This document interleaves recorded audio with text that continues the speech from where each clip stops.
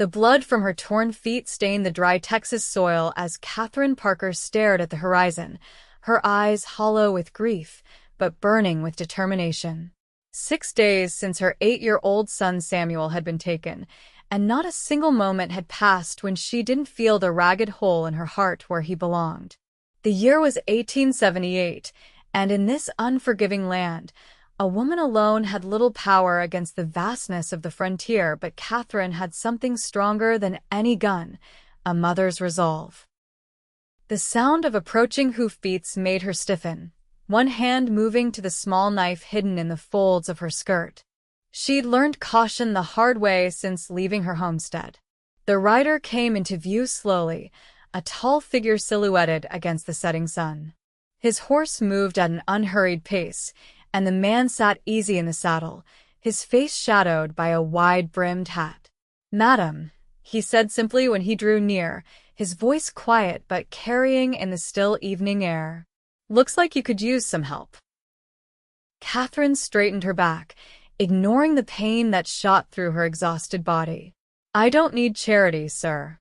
The man nodded, respectful of her pride, even as his eyes took in her condition: the torn dress, the makeshift bag slung over her shoulder, the determination etched into every line of her face. "Name's Gabriel Reed," he said, "and I ain't offering charity. Just noticing you're headed north, same as me." "How do you know where I'm headed?" Katherine challenged.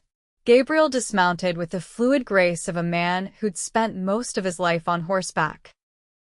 Up close, she could see his face clearly weathered by sun and wind, with a strong jaw partly obscured by several days' worth of beard. His eyes were a startling blue against his tan skin. "You've been following the trail for days," he said. "Folks in town been talking. Woman looking for her boy." Katherine's throat tightened. "They took my son." The words came out raw, scraped from somewhere deep inside her. 6 days ago. Men who worked for Marshall Hargrove." Gabriel's expression darkened at the name. "Hargrove runs the mining operation up at Copper Creek." "I know who he is," Katherine said. "He wanted our land. My husband refused to sell. 3 months ago, Thomas was killed in what they called an accident at the creek." She swallowed hard. "Now they've taken Samuel. Left a note saying I could have him back when I sign over our deed." "And you're walking there?" Gabriel asked, his voice carefully neutral. "I don't own a horse anymore," she said simply. "But I'd crawl on my hands and knees the entire way if that's what it took." Gabriel studied her for a long moment, then reached into his saddlebag and pulled out a canteen. "Water," he offered. Katherine hesitated, then accepted it, taking a careful sip. The cool liquid was a blessed relief to her parched throat. "Hargrove's got about 20 men working for him," Gabriel said quietly. "Most of them wouldn't think twice about hurting a woman who came asking questions." "I'm not afraid." "Didn't say you were. Just stating facts." He took the canteen back when she offered it. "Copper Creek's still a good 80 miles north of here." Katherine nodded. She knew exactly how far she still had to go. Had calculated it meticulously, dividing the journey into segments she could manage each day, pushing herself beyond what her body wanted to give. "You planning to just walk in there and demand your boy back?" Gabriel asked. "If I have to." A ghost of a smile touched his lips. "Got spirit, I'll give you that." He glanced at the sky, where the sun was setting in a blaze of orange and red. "Night's coming. Not safe to travel after dark. I don't have time to waste." "Won't do your boy any good if you get yourself killed before you reach him," Gabriel pointed out reasonably. "I'm making camp just over that rise.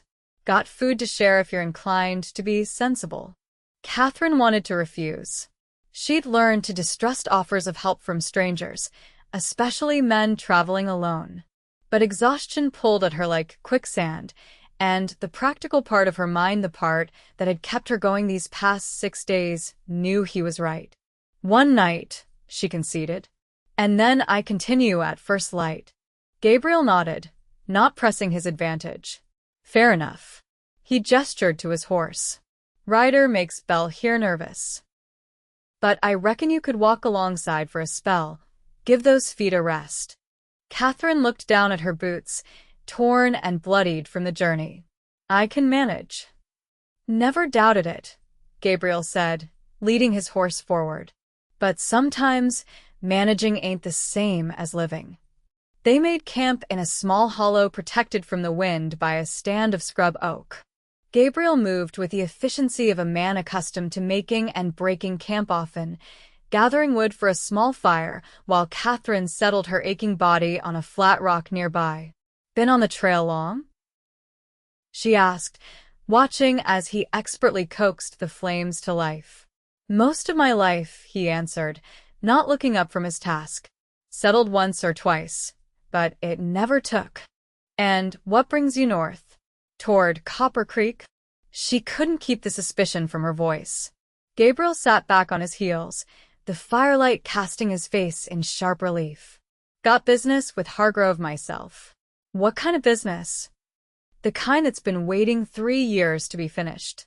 He reached for a saddlebag and pulled out some dried meat and hardtack. "You should eat something." Katherine accepted the food, though her stomach was too knotted with anxiety to feel hunger. "You have a quarrel with Marshall Hargrove?" "You could say that." Gabriel's voice remained even, but something in his eyes made Katherine shiver. "Man like that makes enemies wherever he goes." "He's powerful," Katherine said quietly. "Has the law in his pocket." "Been that way since he came to the territory," Gabriel agreed. "Takes what he wants. Doesn't much care who gets hurt in the process." Katherine chewed mechanically on the tough jerky, watching this quiet stranger across the small fire. "Why help me?" "You don't know me." Gabriel was silent for so long she thought he might not answer. Finally, he said, "Sometimes doing the right thing is reason enough." "There's more to it than that," she pressed. A ghost of a smile touched his lips. "Perceptive, aren't you?" He added another stick to the fire. "Let's just say I understand what it's like to lose someone to Hargrove's greed." Katherine wanted to ask more, but something in his manner suggested the subject was closed. Instead, she said, "I appreciate the food and the fire, but I'll be continuing alone tomorrow." "Copper Creek's still far," Gabriel said, "and Hargrove's men patrol the approaches." "I'll manage." Gabriel studied her across the flames. "No doubt you would. But your boy needs you in one piece when you get there." "What are you suggesting?" Katherine asked warily. "I'm headed that way regardless. 2 sets of eyes are better than 1. I know the terrain. Know Hargrove's operation." He shrugged. "Seems to me we might both benefit from traveling together." Katherine's instinct was to refuse. She'd learned the hard way that relying on others only led to disappointment. But the practical part of her, the part that had kept her going when grief threatened to overwhelm her, recognized the wisdom in his words. "Why would you delay your own business to help me find my son?" Gabriel's expression softened slightly. "Maybe I figure helping a boy get back to his mother is good business." Katherine didn't believe that was the whole truth, but she was too exhausted to argue further. "We'll see in the morning," she said, settling herself against her pack. "I leave at first light, with or without you." "Wouldn't expect anything less," Gabriel replied, his voice carrying a hint of admiration. Katherine closed her eyes, not expecting sleep to come easily. But exhaustion claimed her almost immediately, dragging her down into darkness. Her last conscious thought was that for the first time in 6 days, she wasn't completely alone. Dawn broke in a symphony of pink and gold across the eastern sky when Katherine woke. For a moment, disoriented by actual rest, she forgot where she was and why. Then reality crashed back. Samuel, taken, her desperate journey, the quiet stranger who had shared his fire. She sat up quickly, looking around the camp. Gabriel was already awake, tending to his horse. The fire had been carefully extinguished, and a small bundle sat beside her pack. "Morning," Gabriel said, noticing her stirring. "Made some coffee if you want it." Katherine stood, wincing as her feet protested the movement. "I need to get moving." "Figured as much." He gestured to the bundle. Some food for the trail. And I had some spare cloth. Thought you might want to wrap those feet before we head out. We? Katherine raised an eyebrow. Gabriel shrugged. Heading the same way. Might as well travel together.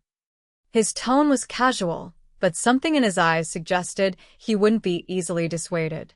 Katherine considered arguing, then looked down at her battered feet. Pride was a luxury she couldn't afford, not with Samuel waiting. "Thank you," she said simply, accepting the cloth. They made good time that morning. Gabriel led his horse at a pace Katherine could match, slowing when he saw her struggling, though she never complained. By midday, they had covered more ground than she had managed alone the previous day. "Your boy," Gabriel said as they paused by a small stream to refill their canteens. "How old is he?" 8, Katherine answered, the single word containing all the love and worry in her heart. "He's small for his age." Smart, though. "Too smart sometimes." A ghost of a smile touched her lips. "Always asking questions about everything. Takes after his mama in that regard," Gabriel observed. Katherine gave him a sharp look, but his expression remained impassive. "Samuel's all I have left," she said after a moment. "After Thomas died. We kept each other going." "How'd Hargrove's men take him?" The question sent a fresh wave of pain through her, but Katherine forced herself to answer. "I was gathering eggs. Samuel was supposed to be fixing a fence in the north pasture." Her voice cracked slightly. "I heard him scream. By the time I got there, they were riding away. One man held Samuel in front of him on the saddle." "You recognize any of them?" Katherine shook her head. "They wore bandanas over their faces. But I knew. There's only one person who wants our land badly enough to do something like this." "What's special about your property?" Gabriel asked, screwing the cap back on his canteen. "Water rights," Katherine said bitterly. "Our land controls access to the only reliable creek in the area. Hargrove needs it for his mining operation." Gabriel nodded thoughtfully. "Man like that doesn't see people, just obstacles to what he wants." "You speak like you know him well," Katherine observed. Something dark flickered across Gabriel's face. "Well enough." They continued through the afternoon, the landscape gradually changing as they moved north. The flat plains gave way to rolling hills dotted with pine and oak. The air grew cooler, carrying the scent of water and stone. "We're making good time," Gabriel said as the sun began its descent. "Another 3 days at this pace, we'll reach Copper Creek." 3 days, Katherine repeated, both relief and anxiety in her voice. "Samuel's been alone for a week already." "Hargrove won't hurt him," Gabriel said with surprising certainty. "Boy's no good to him injured. He's leverage, nothing more." "That doesn't comfort me much." "Wasn't meant to," Gabriel replied honestly. "But it means we have time to be smart about this." Katherine stopped walking, fixing him with a hard stare. "What exactly do you mean by smart?" Gabriel turned to face her. "I mean walking straight up to Hargrove's door demanding your boy back will get you both killed. Man like that doesn't negotiate when he can eliminate." "I don't have a choice," Katherine insisted. "I'll sign whatever he wants if it means getting Samuel back." "And you think he'll just let you both walk away after?" Gabriel shook his head. "Katherine, men like Hargrove don't leave witnesses." The use of her name startled her. She couldn't remember having told it to him. "How do you? Folks in town mentioned it," he said quickly. "Point is, we need a plan that doesn't end with you and your boy dead in a mining shaft." Katherine wanted to argue, but the cold logic of his words penetrated her desperation. "What do you suggest then?" "First, we need to know exactly where they're keeping him. Hargrove's operation is spread out: main house, bunkhouse for the workers, the mine itself, various outbuildings." Gabriel scratched his jaw thoughtfully. "We get close, spend a day watching, figure out the routine." "A day?" Katherine protested. "Samuel needs me now." "Samuel needs you alive," Gabriel countered firmly. "One more day of planning might make all the difference." Katherine fell silent, the internal battle between a mother's urgency and practical necessity waging inside her. Finally, she nodded. One day, but not a moment longer. As dusk approached, they made camp in a protected hollow between two hills. Gabriel built a small fire, keeping it low to avoid drawing attention. The territory they were entering was becoming more populated, with scattered homesteads and the occasional ranch breaking up the wilderness. We'll need to be more careful from here on, Gabriel said, handing Katherine a tin cup of coffee. Hargrove's got men patrolling his interests. Katherine accepted the cup, warming her hands around it. You never said exactly what your business is with Hargrove. Gabriel's expression closed slightly. No, I didn't. I'm trusting you with my son's life, Katherine pressed. I think I deserve to know whose path I'm following. For a long moment, Gabriel just stared into the fire. When he finally spoke, his voice was quieter than usual. 3 years ago, I had a brother. James. Younger than me by 4 years. Good kid, always smiling. A muscle in his jaw tightened. He took a job at Hargrove's mine, sending most of his pay back to our mother in Kansas. Katherine remained silent, sensing the story needed no prompting. There was an accident, Gabriel continued. At least, that's what Hargrove called it. Cave-in killed 12 men, including James. But it wasn't no accident. His eyes, when they met hers across the fire, burned with a cold fury. Hargrove had been warned the support timbers were rotting. Replacing them would have shut down that section for weeks. Cost of money. I'm sorry, Katherine said softly. Gabriel nodded once, acknowledging her sympathy. Been tracking him since. Man keeps moving his operation, always one step ahead of the law. But his luck's running out. You're going there for revenge, Katherine realized. Justice, Gabriel corrected. There's a difference. And what happens to the men who work for him? The ones who took my son. Gabriel's expression hardened. They made their choice when they decided to follow a man like Hargrove. Katherine studied him in the flickering firelight. There was danger in this quiet man. She realized a carefully controlled violence that he kept leashed beneath his calm exterior. Yet he had shown her nothing but kindness. What happens after? She asked. If we get Samuel back and you finish your business with Hargrove. Something shifted in Gabriel's eyes, surprise, perhaps, at her use of we instead of I. Haven't thought that far ahead, he admitted. Been focused on finding Hargrove for so long, not much else seemed important. There's always an after, Katherine said quietly. I learned that when Thomas died. World keeps turning whether you're ready or not. Gabriel considered her words. What about you? After you get your boy back? Katherine looked into the dancing flames. Go home. Try to rebuild what's left. Samuel needs stability after all this. Your land will still be valuable to men like Hargrove. I know, she sighed. But it's all we have. All Thomas left us. They fell into a comfortable silence, each lost in their own thoughts as the night deepened around them.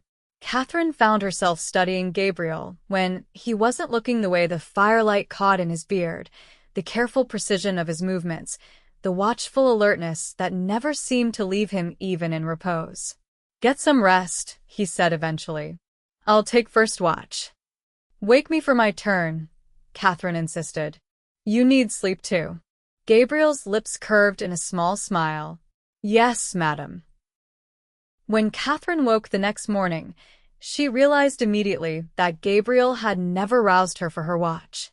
He sat where she'd left him, back against a tree, rifle across his knees, eyes alert despite the dark shadows beneath them. You should have woken me, she admonished, sitting up. Wasn't tired, he replied, though the lie was transparent. That's not the point. We agreed. We need to move, Gabriel interrupted, standing smoothly despite his night without sleep.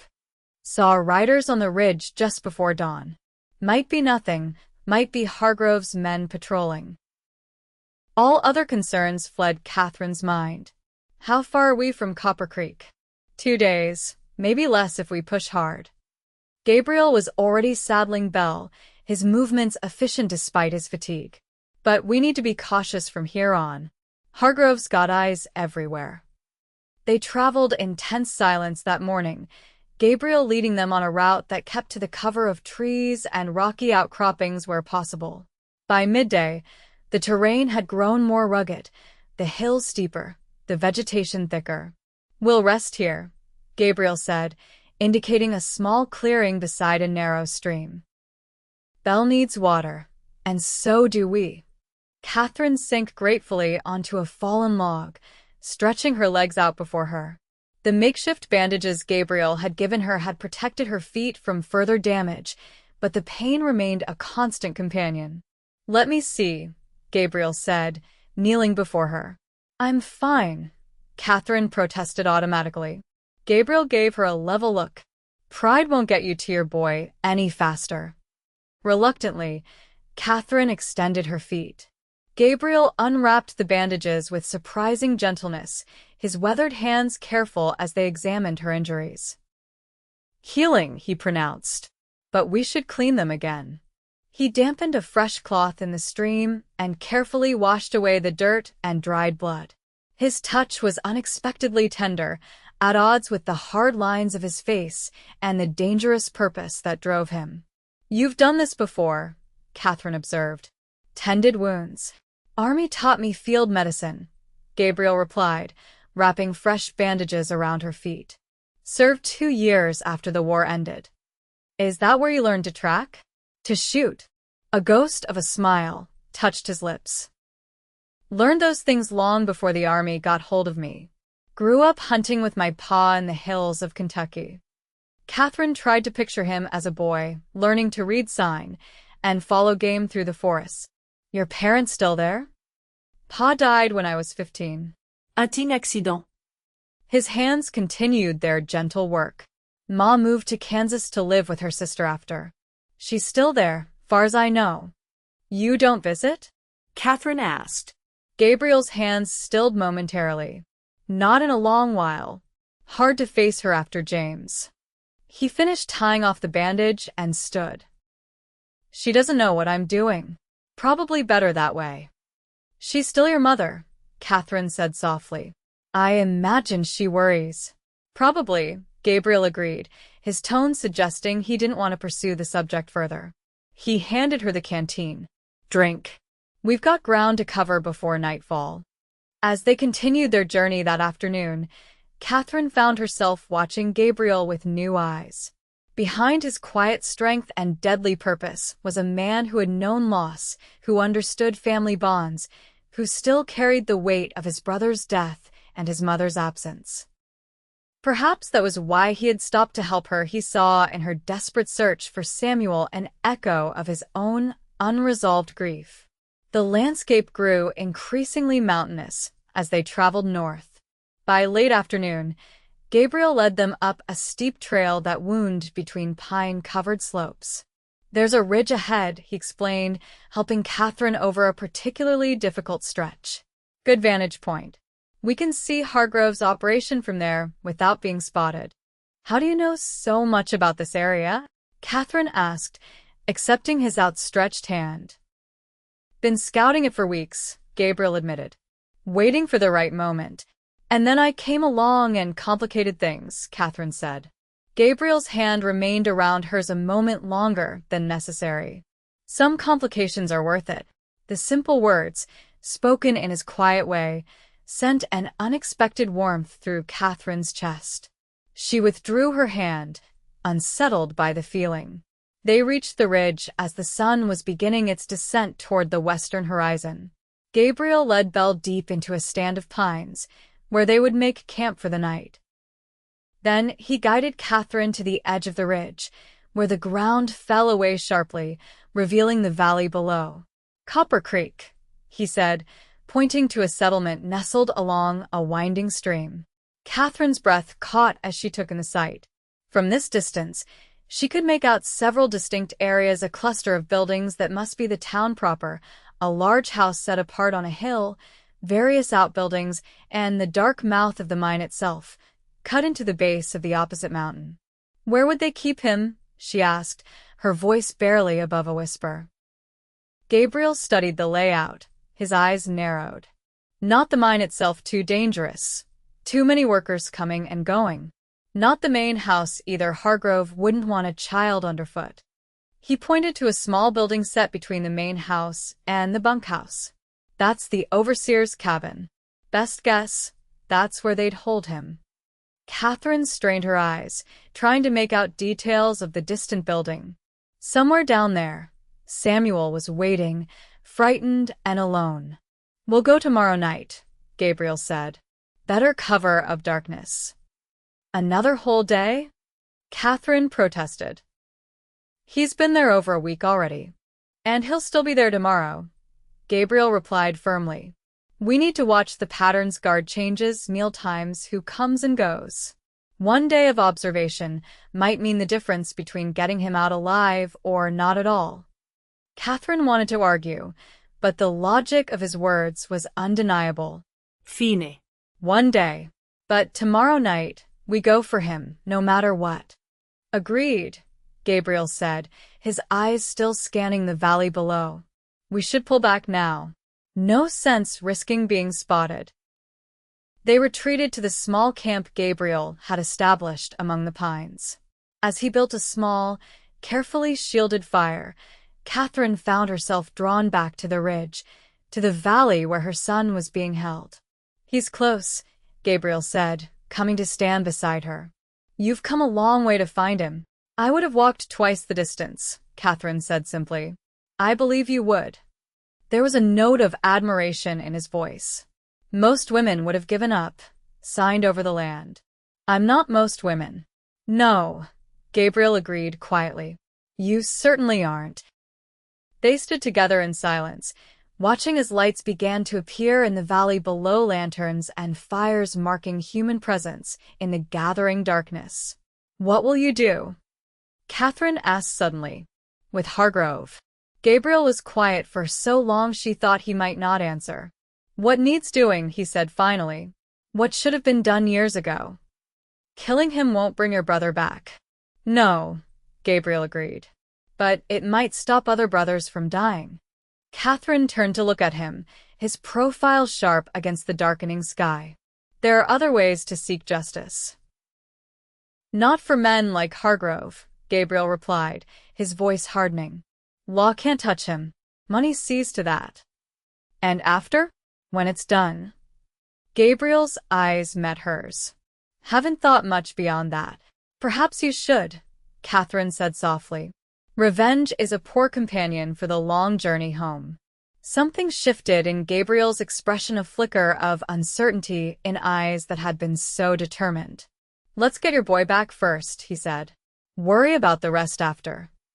They returned to the small camp, where Gabriel produced dried meat and hardtack from his saddlebags. They ate in companionable silence, the small fire casting dancing shadows across their faces. "Tell me about your son," Gabriel said eventually. "What's he like, this boy we're going to rescue?" Katherine's face softened at the question. "Samuel's Bright. curious about everything. Never stops asking questions, even when I don't have answers." A small smile touched her lips. "He looks like his father, same dark hair, same serious expression when he's thinking. But he has my eyes. Sounds like a good boy." "He is," Katherine agreed, her voice catching slightly.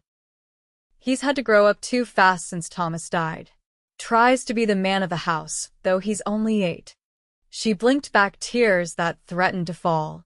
"He shouldn't have to be so strong yet." "Children are resilient," Gabriel said. "More than we give them credit for." "Were you resilient after your father died?" Gabriel poked at the fire with a stick, sending sparks spiraling upward. "Had to be. Ma needed me to be strong.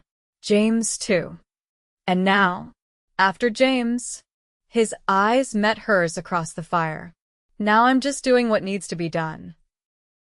Katherine studied him, This quiet man whose path had crossed hers in her darkest hour. "There's more to you than vengeance, Gabriel Reed." "Maybe," he conceded, "but vengeance is what's kept me going these past 3 years. And when it's done, what will keep you going then?" Gabriel had no answer for that. Instead, he said, "Get some rest. Tomorrow will be a long day of watching and waiting. I'll take first watch." "Wake me for my turn," Katherine insisted. "I mean it this time." A ghost of a smile touched his lips. "Yes, madam." True to his word, Gabriel woke Katherine several hours later. She sat with her back against a pine tree, rifle across her knees, watching over their small camp as he slept. In repose, his face looked younger, the hard lines of determination softened. She found herself wondering what he had been like before grief and vengeance had shaped him into the man he was now. Dawn broke clear and cold over the mountains. They shared a sparse breakfast, then Gabriel led Katherine back to the ridge, where they could observe the activity in the valley below. "Look there," Gabriel said, pointing to the overseer's cabin. Man posted outside the door. Katherine's heart quickened. "Samuel?" "Good chance," Gabriel agreed. "Wiles guard an empty building." They spent the day watching, noting the patterns of movement throughout the settlement. Gabriel pointed out Hargrove himself, a portly man in an expensive suit who moved between the main house and the mine entrance, always accompanied by 2 armed men. "Guards change every 4 hours at the cabin," Gabriel observed as the sun began its westward descent. 2 men at night, 1 during the day. "When do we go?" Katherine asked, her body tense with anticipation. "After midnight," Gabriel decided. "Most men will be asleep by then. We'll circle around to approach from the east, where the trees come closest to the buildings. And once we have Samuel, there's an old trapper's trail that leads back into these mountains," Gabriel said. "Not well known. We can use it to get clear before they realize what's happened." "You've thought this through," Katherine observed. Gabriel nodded. "Been planning my approach to Hargrove for weeks. Just need to adjust for retrieving your boy first." As dusk settled over the valley, they retreated to their camp to prepare. Gabriel checked and rechecked his weapons, a Winchester rifle, a Colt revolver, and a long hunting knife. "Can you shoot?" he asked Katherine. "Thomas taught me," she replied. "I'm not expert, but I can hit what I aim at." Gabriel handed her his revolver. "Take this, just in case we get separated." Katherine accepted the weapon, feeling its weight in her hand. "I'm not leaving without Samuel." "I know," Gabriel said simply, "but having a gun might make sure you both get out alive." They ate a small meal as darkness fell, neither speaking much. The anticipation of what lay ahead hung between them, along with something else, an awareness that after tonight, their paths might diverge. Gabriel to his reckoning with Hargrove, Katherine back to her homestead with Samuel. The thought brought an unexpected pang to Katherine's chest. In less than a week, this quiet, dangerous man had become important to her in ways she couldn't quite define. "You should try to sleep," Gabriel said, breaking into her thoughts. "We won't move until after midnight." Katherine nodded, though she doubted sleep would come easily with her mind racing. "Wake me when it's time." She must have dozed despite her anxiety, for the next thing she knew, Gabriel's hand was on her shoulder, his voice low in her ear. "It's time," he said. "Moon's down." They moved like shadows through the pine forest, Gabriel leading the way with the sureness of a man who had studied every approach. Belle was left behind, secured at their camp. Horses would make too much noise for what lay ahead. The descent into the valley took over an hour, Gabriel choosing a route that kept them well away from the main trails. By the time they reached the edge of the settlement, the night was at its deepest, the stars cold and distant overhead. "There," Gabriel whispered, pointing to the overseer's cabin, visible now as a dark shape with a single lantern burning outside. 2 guards like we saw earlier." Katherine's heart pounded so loudly she feared it might give them away. "How do we get past them?" "We don't," Gabriel said grimly. "Wait here." Before she could protest, he had melted into the darkness, moving with a stealth that spoke of long practice. Katherine crouched in the shadows, the revolver clutched in her hand, watching as Gabriel circled wide around the cabin. The first guard went down silently, Gabriel's arm around his throat from behind. The second had just enough time to register surprise before Gabriel's fist connected with his jaw, dropping him to the ground. Neither man made a sound loud enough to alert others.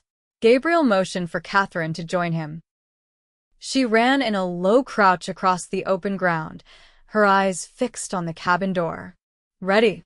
Gabriel asked, his hand on the latch. Katherine nodded, unable to speak past the knot of anticipation in her throat. The door swung open. The interior was dark save for the dim glow of dying embers in a small stove. As her eyes adjusted, Katherine made out a narrow cot against the far wall, and on it, a small figure curled beneath a thin blanket. "Samuel," she breathed, rushing forward. The boy stirred at the sound of her voice, sitting up in confusion. "Nana." Katherine gathered him into her arms, tears flowing freely down her face as she felt his small body against hers. "I'm here, baby. I'm here." "Mama, I knew you'd come," Samuel whispered, his arms tight around her neck. "I told them you would, but they just laughed." "We need to move," Gabriel said from the doorway, his voice gentle but urgent. Now, while it's still quiet, Katherine nodded, wiping tears from her face. "Can you walk, Samuel?" The boy nodded, his eyes wide as he noticed Gabriel for the first time. "Who's that?" "A friend," Katherine said simply. "He helped me find you." They slipped out of the cabin, Gabriel leading the way, Katherine holding Samuel's hand tightly in hers. The guards remained unconscious, bound and gagged with strips torn from their own bandanas. They had almost reached the edge of the settlement when a shout rang out behind them. "There! By the storehouse!" Gabriel cursed under his breath. "Run," he ordered. "Straight for those trees. Don't stop, don't look back." Katherine scooped Samuel into her arms, the boy's weight nothing compared to the terror that propelled her forward. Behind them, more shouts erupted, followed by the crack of a rifle.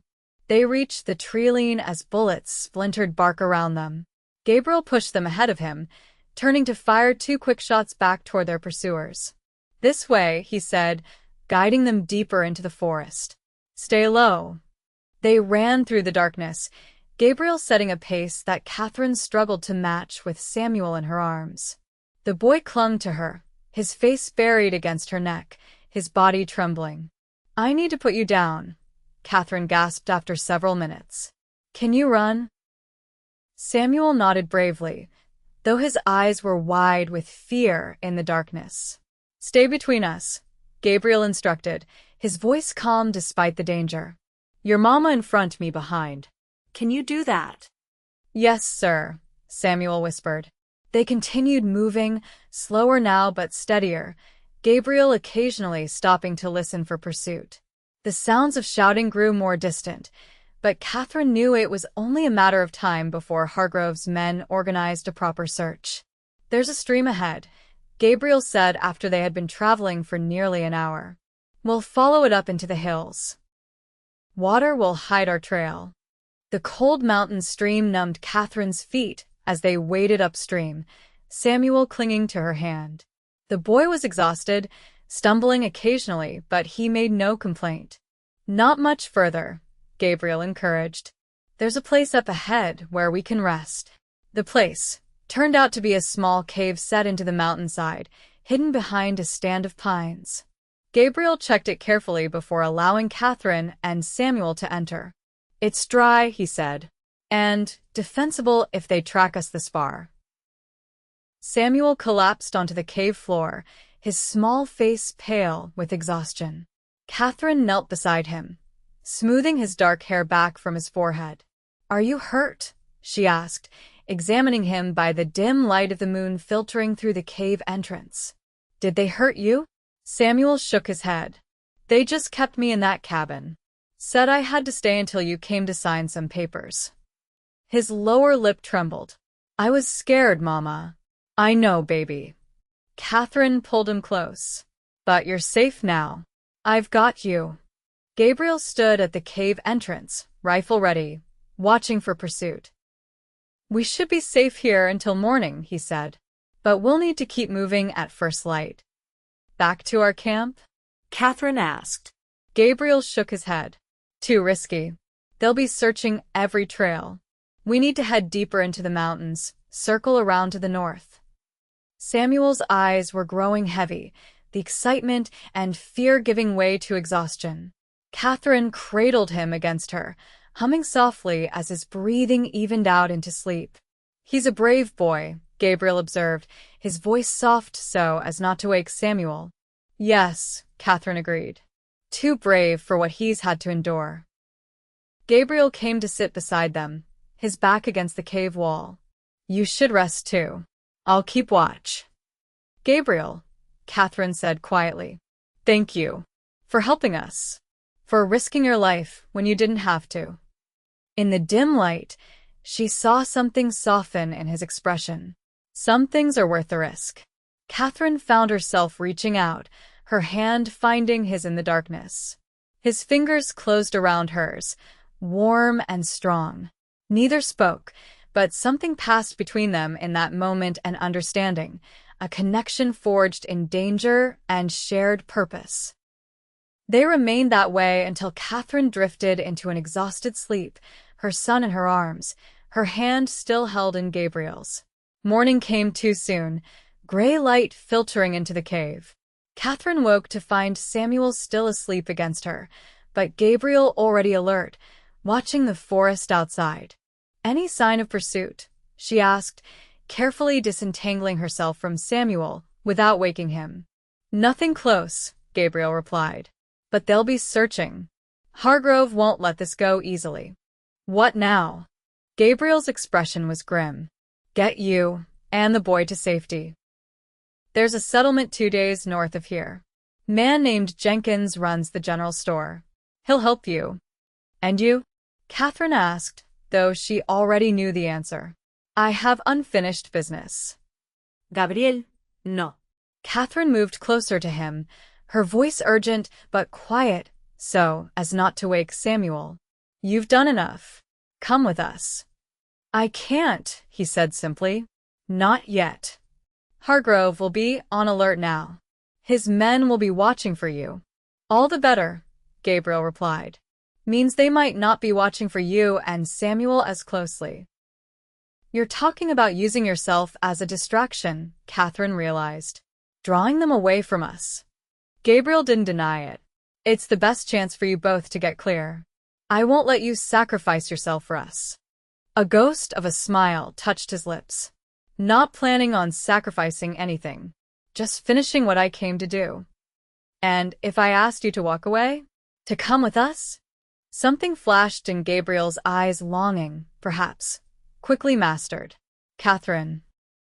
The sound of her name on his lips sent a warmth through her that had nothing to do with the morning sun now streaming into the cave entrance. Samuel stirred, saving Gabriel from having to answer. The boy sat up, rubbing his eyes, momentarily confused by his surroundings. Mama, he called, voice uncertain. I'm here, baby, Katherine assured him, moving back to his side. Everything's all right. Samuel's eyes found Gabriel, studying him with a child's direct curiosity. You helped my mama find me? Gabriel nodded. Your mama did most of the work. Walked nearly 100 miles to get to you. Samuel's eyes widened. 100 miles? Would have walked 1,000 if I had to, Katherine said, smoothing his hair back from his forehead.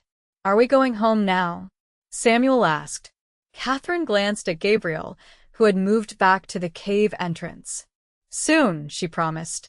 First we need to get a little further away from the bad men. They ate a small breakfast from Gabriel's provisions, then prepared to move out. Samuel seemed to have recovered much of his energy overnight, asking questions about their journey and watching Gabriel with undisguised admiration. Can you really shoot a rifle? he asked as Gabriel checked his weapons. When I need to, Gabriel replied. My pa was teaching me to shoot before he died, Samuel said. Said every man needs to know how to protect his family. A shadow crossed Gabriel's face. Your pa was right.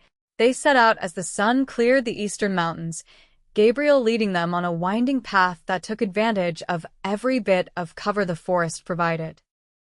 Samuel kept pace surprisingly well, his hand firmly in Catherine's, his eyes constantly returning to Gabriel's tall figure ahead of them. By midday, they had climbed high into the mountains, following game trails that Katherine would never have found on her own. Gabriel called a brief halt beside a small spring, allowing them to drink and rest. How much further to this settlement you mentioned? Katherine asked as Samuel explored a short distance away, under their watchful eyes. Day and a half if we push, Gabriel replied. But we'll need to be careful. Hargrove's influence reaches far. And after you leave us there? What then? Gabriel didn't meet her eyes. Better you don't know. I think I deserve to know if you're planning to get yourself killed, Katherine said sharply. Gabriel's head came up at that, his eyes meeting hers. Not planning on dying, he said. Just on settling accounts. There are other ways to find justice, Gabriel. Not for men like Hargrove, he replied. Law can't touch him. So you'll be judge, jury, and executioner? If that's what it takes. Katherine moved closer to him, close enough that she had to tilt her head back to meet his eyes. And what about after? Have you thought about that at all? Something flickered in Gabriel's expression, uncertainty, perhaps. Haven't thought much beyond Hargrove. Then maybe you should, Katherine said softly. Because there are people who would. Care what happens to you. Gabriel's eyes searched hers, and for a moment, Katherine thought he might reach for her. Then Samuel came running back, breaking the moment. Mama, I found berries, he announced proudly, hands cupped around his treasure. They continued their journey through the afternoon, the terrain growing increasingly difficult as they climbed higher into the mountains. Samuel began to tire, his earlier energy flagging. I can carry you for a while, Gabriel offered, noticing the boy's dragging steps. Samuel hesitated, looking to his mother for permission. When Katherine nodded, Gabriel swung the boy up onto his shoulders with practiced ease. You're tall, Samuel observed, his hands gripping Gabriel's hat for balance. Comes in handy sometimes, Gabriel replied, his voice lighter than Katherine had ever heard it. Can you see our house from up here? Samuel asked. Gabriel chuckled. Not quite that tall, I'm afraid. Katherine watched them together, something aching deep in her chest. In another life, in a world without Hargrove and vengeance and stolen land, this moment might have been ordinary, a man carrying a tired child, a family making their way home together. They made camp that evening in a sheltered hollow, Gabriel building a small fire that would be invisible from below. Samuel fell asleep almost immediately after eating, curled up in Katherine's shawl. He's resilient, Gabriel observed, watching the sleeping child. Strong, like his mother. He shouldn't have to be, Katherine sighed. He's just a boy. World doesn't much care what we should or shouldn't have to be, Gabriel said. Just demands what it demands. Is that why you've held on to this need for vengeance for so long? Because the world demanded it. Gabriel was silent for a long moment, staring into the small fire. When James died, something in me died too, he finally said. The part that could let things go, maybe. The part that could see a future beyond settling accounts. And now? Katherine asked quietly. Gabriel's eyes met hers across the fire. Now I'm not so sure anymore. The admission hung between them, significant in its simplicity. Katherine felt something shift in her chest, hope, perhaps, or possibility. What would you do? Gabriel asked. If you were me. If it had been your brother. Katherine considered the question carefully. I'd want justice, she admitted. But I'd also want to honor his memory by living the kind of life he'd be proud of. And killing Hargrove wouldn't make him proud? Would it bring you peace? She countered. Real peace, not just the temporary satisfaction of revenge. Gabriel had no answer for that. They fell into silence, the crackling of the fire and Samuel's soft breathing the only sounds in the mountain night. Eventually, Gabriel spoke again. "That settlement I mentioned, Jenkins, is a good man. He can get word to the federal marshal in Denver. There's been enough complaints about Hargrove that they might finally act, with witnesses like you and Samuel." Katherine studied him in the firelight. "You're considering another way." Gabriel shrugged, but she could see the internal struggle playing out on his face. "Maybe. If there was a chance for real justice, not just revenge." "There is," Katherine said firmly. "If we stand together. Your testimony about your brother, mine about Thomas and Samuel, it might be enough. Hargrove has money, influence. And we have the truth," Katherine replied. "Sometimes that's enough." Gabriel looked at her for a long moment, something shifting in his expression. "You make me want to believe that," he said softly. Katherine reached across the space between them, her hand finding his. "Then believe it." His fingers closed around hers, warm and strong. Neither spoke again, but something had changed between them, a decision made, a possible future glimpsed. They reached Jenkins' settlement late the following day, a small cluster of buildings nestled in a mountain valley. The general store stood at the center, a solidly built structure with a wide porch. Jenkins himself proved to be exactly as Gabriel had described, a good man, concerned by the news they brought but willing to help without asking too many questions. He provided them with a small cabin behind his store, food, and clean clothing. "I'll send my boy to Denver with a message for the marshal first thing tomorrow," he promised. "Might take a week or more for him to get here, but he will come. Hargrove's been a thorn in his side for years." That night, with Samuel asleep in the cabin's small bedroom, Katherine and Gabriel sat on the narrow porch, watching stars appear in the darkening sky. "What will you do now?" Katherine asked. Gabriel was silent for a moment. "Wait for the marshal," he finally said. "See if justice can work the way it's supposed to for once." Relief washed through Katherine. "And after?" Gabriel turned to look at her, his eyes reflecting the stars above. "That depends." "On what?" "On whether a woman who walked 100 miles to find her son might have room in her life for a man trying to find his way back from vengeance." Katherine's breath caught in her throat. "I think she might," she said softly, "if he was willing to try." Gabriel's hand found hers in the darkness. "I am," he said simply. The federal marshal arrived 11 days later, a tall man with iron-gray hair and the weathered face of someone who had seen too much of both good and evil to be surprised by either. He listened carefully to their stories, Katherine's account of Thomas's death and Samuel's abduction, Gabriel's testimony about the mine collapse that had killed his brother. "Been trying to build a case against Hargrove for years," the marshal said when they had finished. "But witnesses have a way of disappearing, and evidence gets lost." He looked at them both with keen eyes. "You understand the risk you're taking? Hargrove won't go down without a fight." "We understand," Katherine said firmly, her hand finding Gabriel's. "Then I'll need you both to come to Denver," the marshal said. "Your testimonies, properly recorded, might finally be enough to bring charges that will stick." The journey to Denver took 5 days, Gabriel riding beside Katherine and Samuel every step of the way. The city itself was a shock after so much time in the wilderness, bustling streets, grand buildings, the constant noise of commerce and civilization. The legal proceedings dragged on for weeks, their testimonies scrutinized, evidence gathered from other witnesses who came forward once they realized Hargrove might finally face justice. Through it all, Gabriel remained at Katherine's side, a steady presence as they navigated the unfamiliar terrain of courtrooms and legal arguments. It was 3 months before the verdict came down, guilty on multiple counts of fraud, extortion, and negligent homicide. The sentence was 20 years in the territorial prison, not justice for all Hargrove's crimes, perhaps, but more than either Katherine or Gabriel had dared to hope for. "It's over," Katherine said as they stood on the courthouse steps after the sentencing. Really over? Gabriel nodded, his face reflecting a complex mixture of emotions: relief, vindication, and something like bewilderment, as if he hadn't quite prepared himself for success. What now? He asked quietly. Katherine smiled up at him. Now we go home.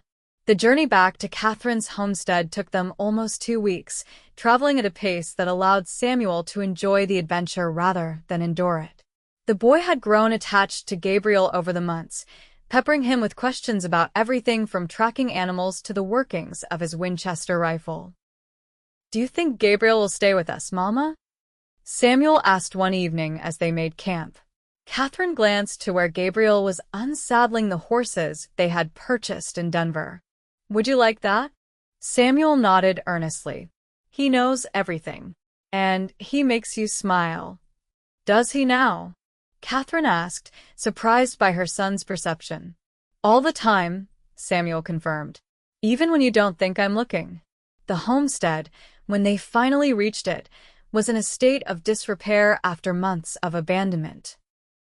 The roof of the barn had partially collapsed, the garden was overgrown with weeds, and the cabin itself needed significant work to be truly habitable again. It's a mess, Katherine sighed as they surveyed the damage. It's home, Gabriel said simply, and it can be fixed. And fix it they did, working side by side through the fall and into winter. Gabriel proved as skilled with hammer and saw as he was with rifle and knife, rebuilding what had been broken, strengthening what remained. Katherine planted a winter garden, laid in preserves, made the cabin a home again.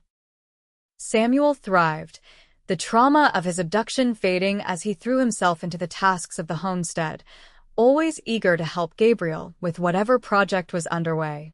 In the evenings, Gabriel taught him to read tracks, to identify stars, to understand the language of the wilderness around them.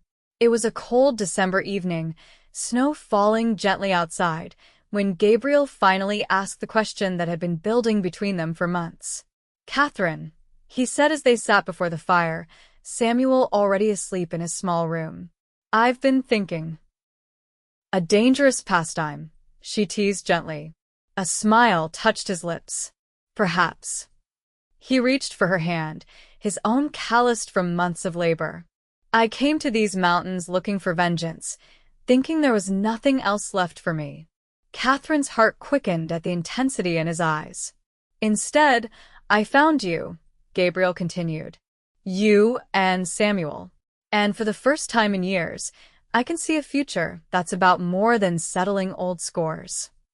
What kind of future? Katherine asked softly. One where I wake up beside you every morning, he said simply. Where we raise Samuel together. Where we might even have more children someday.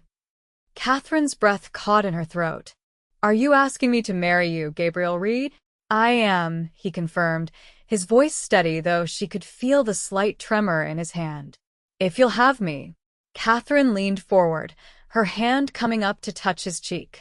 The quiet cowboy who rode beside me when I had nothing but determination and bloody feet, she said softly. Who helped me find my son when all seemed lost. How could I not have you? The kiss they shared was gentle at first, then deepening with the promise of all that lay ahead.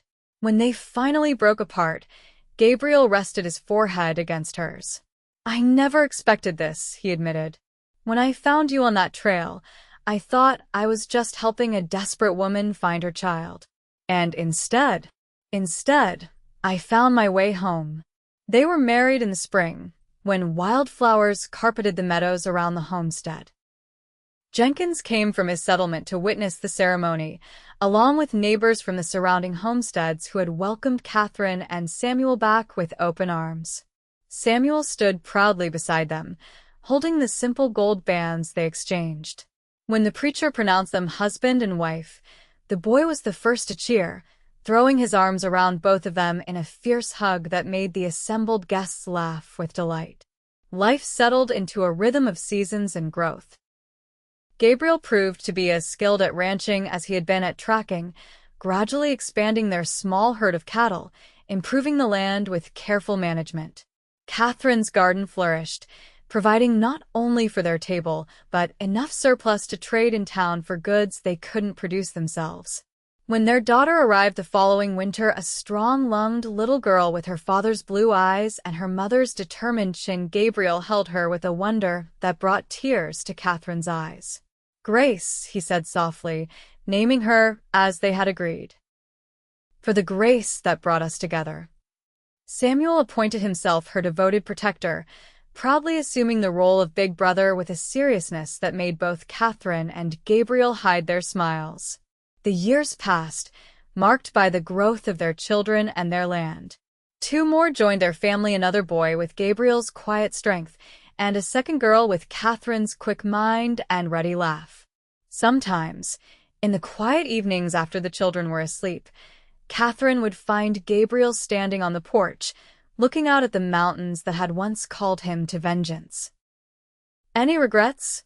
she asked on one such night, slipping her arm around his waist. Gabriel turned to her, the lines at the corners of his eyes crinkling as he smiled. "Only that it took me so long to find you." Katherine leaned her head against his shoulder, content in the knowledge that the quiet cowboy who had once ridden beside her every step of a desperate journey had chosen to walk beside her for all the journeys yet to come. "Worth the wait," she said simply, and felt his arm tighten around her in silent agreement as they stood together, watching the stars emerge in the vast Montana sky.